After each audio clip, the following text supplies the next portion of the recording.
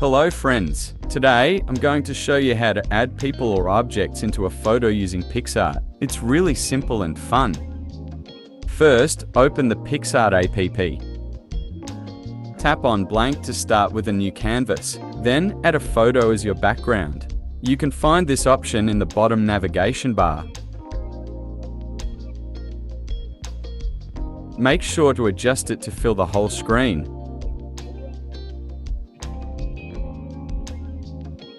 Next, let's choose the image you want to add. I'm picking this Superman image. Go to your gallery and select the photo. After selecting, we need to remove the background. Long press on the Superman image, then swipe to this page and drag and drop it into PicsArt. Isn't that amazing? Now, it's time to adjust the image. Place it wherever you want in your photo. You can resize it, rotate it, and even change the opacity to make it blend perfectly. Once you're happy with how it looks, just save your creation. And there you have it, a new photo with your chosen object or person added in.